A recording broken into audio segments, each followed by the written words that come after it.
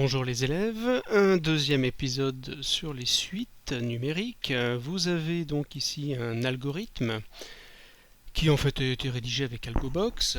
On vous demande tout d'abord de regarder à quoi correspond la suite qui est définie dans cet algorithme. Ensuite, il faudra démontrer que notre expression un plus 1 moins un est égale à ceci et en déduire que la suite est croissante. Dans la deuxième partie, on va étudier un petit peu de plus près le fonctionnement de cet algorithme. Alors ici, on peut remarquer deux choses que je vous ai mis ici en énoncé. Parenthèse U2 signifie U au carré, on le retrouve ici. Là. Donc nous avons donc ici, U prend la valeur dans cette ligne, dans la ligne 12, U prend la valeur. Alors SQRT, vous devez savoir que c'est racine carrée.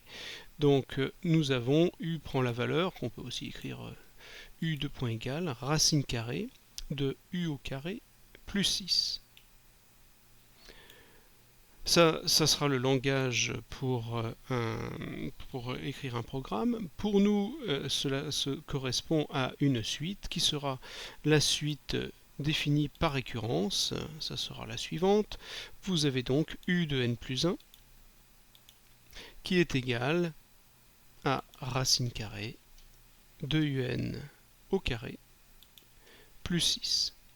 Voilà à quoi correspond cette formule que nous avons ici. Ensuite, vous savez qu'il vous manque, quand on a une suite par récurrence, il faut absolument connaître le premier terme. Le premier terme, on l'a ici, d'accord, dans la ligne 8, U prend la valeur 1, et c'est quand n vaut 0. Donc nous avons U0 est égal à 1. Voici la suite définie par récurrence que nous allons étudier dans cet exercice. Dans la deuxième question, il faut démontrer que un plus 1 moins un est égal à 6 sur racine carrée de un carré plus 6 plus un.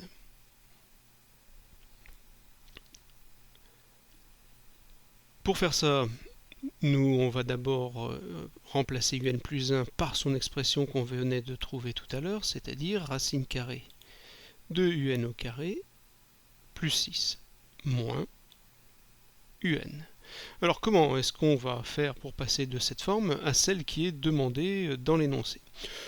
Nous allons utiliser la forme conjuguée qu'on avait déjà rencontrée par le passé. Alors je vous rappelle comment cela fonctionne. D'accord, quand on a une racine carrée, c'est une forme qui est souvent utilisée.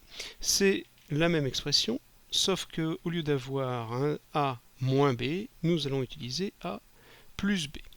Et nous prenons la fraction formée par ceci, c'est-à-dire cette fraction vaut 1. Je multiplie donc en fait par 1. Sauf que là, cette expression-là va me permettre d'avoir au numérateur a moins b, facteur de a plus b. Ce qui va me permettre d'avoir une forme différente qui me permettra d'étudier le signe. Pourquoi en fait au départ? Tout simplement un plus 1 moins un. J'ai besoin de chercher le signe, vous le savez, pour la croissance de la suite. Et racine carrée de un carré plus 6 moins un, c'est très délicat de chercher le signe d'une différence. Ça sera beaucoup plus pratique d'avoir cette fraction-là dont le signe semble très vite évident. Alors, pour revenir à mon calcul, j'ai donc a moins b facteur de a plus b. Ça va me donner a au carré, donc la racine carrée de un au carré plus 6, le tout au carré, me donne un au carré plus 6. Moins b au carré, c'est-à-dire un au carré. Voici ce que j'obtiens au numérateur. Mon dénominateur, je n'y touche pas, c'est un au carré plus 6 plus un. On est, vous le voyez, vous l'avez sûrement déjà vu, on a trouvé l'expression demandée puisque un au carré du numérateur va se simplifier. Il nous reste donc bien 6 sur ce qui est demandé, la forme qui était là. Donc nous cherchons à montrer à connaître le signe de cette différence pour avoir la variation de la suite. Le numérateur ne va pas nous poser trop de difficultés puisque 6 est bien évidemment un nombre positif. La racine carrée que nous avons ici est également un nombre positif. Et on lui ajoute un nombre, alors il faut juste chercher le signe de un. Je vous rappelle que un plus 1 est défini par la racine carrée de un au carré plus 6. À partir du moment où c'est une racine carrée, il est assez évident que un va donc être toujours positif. Je vous rappelle en plus que un est toujours bien défini puisque nous, dans la racine, nous prenons un carré plus 6 qui sera bien sûr un nombre positif. Donc, quel que soit le terme de notre suite, nous allons toujours obtenir un terme qui sera positif, d'accord, puisque c'est une racine carrée. Au final, nous avons donc dans toute notre fraction uniquement des nombres positifs, donc un plus 1 moins un est un nombre qui est strictement positif, puisque on elle ne peut même pas s'annuler. Ce qui signifie qu'on va en conclure que la suite un est donc, puisque un plus 1 moins un est positif, donc la suite un est croissante. On se retrouve pour la deuxième partie.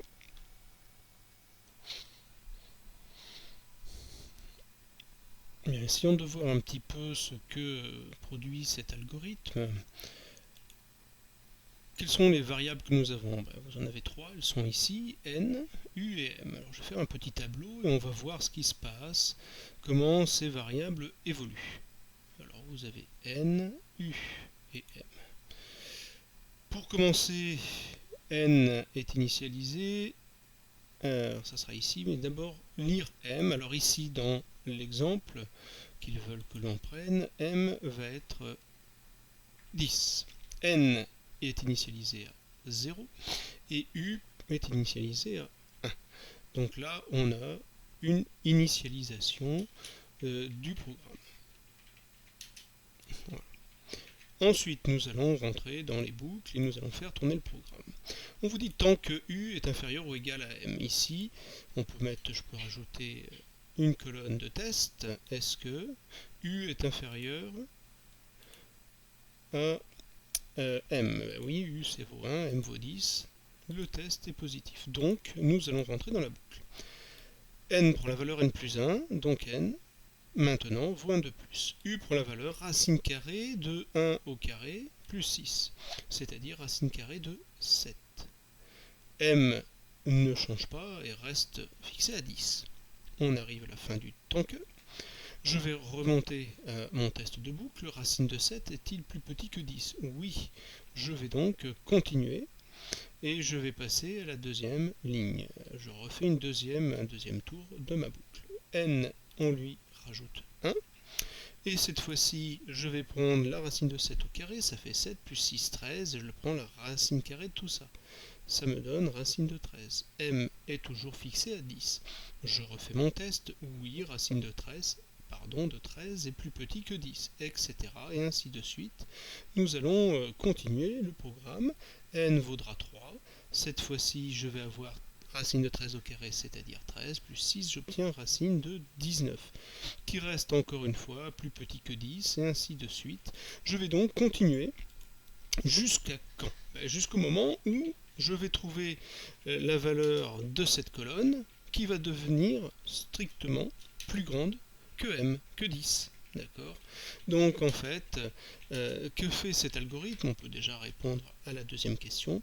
Le rôle de cet algorithme, c'est de chercher le plus petit rang de cette suite, donc le plus petit n, tel que u indice n est plus grand que 10.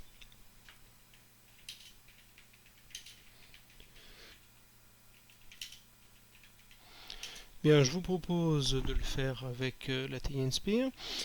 Donc on va dans nouveau classeur, je n'enregistre pas ça, et donc je vais éditeur de programme, nouveau, vous mettez un nom, par exemple, je vais mettre exercice, voilà pour le premier. Alors, vous avez ici on va dire le corps du programme de la rédaction du programme qui apparaît. Ici, je vais mettre M, qui va être, je mets un petit M, je crois que pour la TI, de toute façon, le transforma en minuscule. Ça veut dire que je n'aurai pas besoin de demander au programme, d'aller demander à l'utilisateur du programme quelle est la valeur de M, mais là, directement, quand j'utiliserai le programme, je taperai exercice, parenthèse, 10, et tout de suite, il comprendra que M vaut 10. Alors, ici, je vais définir les autres variables locales. Elles sont deux, il y en a n et u. Voilà, on arrive donc ici, le lire M n'est pas nécessaire puisqu'il apparaîtra ici. Si vous faites avec une autre calculatrice, vous avez besoin de le définir, hein, et de bien souvent, c'est input M ou pour les Casio, un point d'interrogation va dans M. Ici, je vais écrire que n prend la valeur 0, j'initialise, donc avec la TI, on peut faire n prend la valeur, donc 2 points égale 0, avec les autres, vous pouvez aussi utiliser 0, STO, va dans n, d'accord, qui donne une flèche qui va dans n. Voilà, les deux sont possibles avec la TI. Donc U prend la valeur 1. Nous arrivons à la boucle, tant que. Pour la boucle tant que, vous allez sur la touche menu et dans contrôle, vous avez toutes les boucles qui apparaissent. Celle qui nous a le tant que, c'est le while, qui nous intéresse ici. Tant que U est inférieur à M, inférieur ou égal, donc tant que U est inférieur ou égal, et là je mets M, qui donc correspondra à la valeur que j'aurai rentrée ici. Qu'est-ce qu'il faut faire dans ces cas-là? N prend la valeur n plus 1, donc n, 2 points égale n plus 1.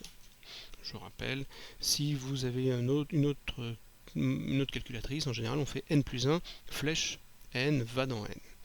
Pour U, même principe, U, 2 points égale la racine carrée de U au carré plus 6. Voilà. Et nous avons fini la boucle tant que. D'accord. Il me reste donc à écrire l'affichage de n en dehors de la boucle while.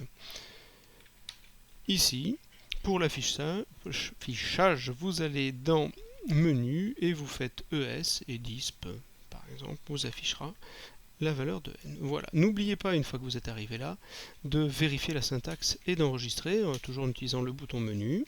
Voilà, a priori, il n'y a pas d'erreur. Nous allons pouvoir maintenant utiliser ça, alors ou vous partagez en deux, ou bien, moi je vais aller dans ici, je vais taper exercice, et là je mets, donc exercice parce que c'est le nom que je donne au programme, 10. Je lance et je trouve 17, c'est-à-dire que quand n vaut 17, ma suite prend une valeur supérieure à 10. Voilà. Sinon, vous pouvez, comment vous auriez pu vous en rendre compte, vous définissez la suite U sur votre calculatrice, vous allez dans le tableur, hein, et l'ensemble des valeurs de la suite, et vous descendez jusqu'au moment où la suite va dépasser 10. Et vous allez vous rendre compte que c'est au 17e pour n vaut 17.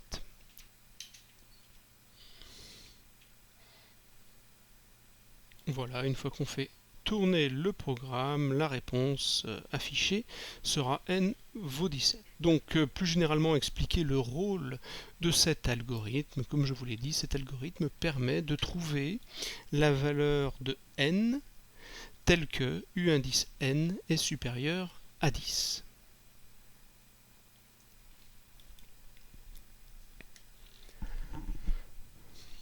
Voilà, je me suis amusé à chercher un petit peu la calculatrice. D'ailleurs, vous pouvez, on va le faire ensemble parce que vraiment, il faut que vous soyez tous capables de programmer une suite. Donc, je vais vous le faire avec la TI, mais il faut que vous soyez tous capables de le faire avec chacun de vos modèles. Si vous avez un problème, hein, vous venez m'en parler. Donc, voilà comment on pourrait faire plus simplement pour programmer la suite. Donc nous allons dans ici graphique, et là nous allons définir non pas une fonction mais une suite. Vous allez sur la touche menu et vous allez dans entrée modification, là en bas nous avons suite. Voilà, donc notre suite, c'est la suite U, attends, il y a une racine carrée à mettre d'abord, pardon, donc c'est la racine carrée.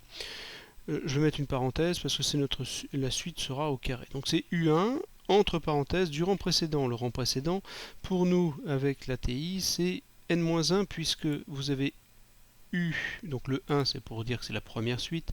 Donc là, on a UN en fonction de UN-1. Et nous, dans notre définition dans l'exercice, c'est UN plus 1 en fonction de UN. Mais c'est toujours le suivant par rapport au précédent, bien sûr.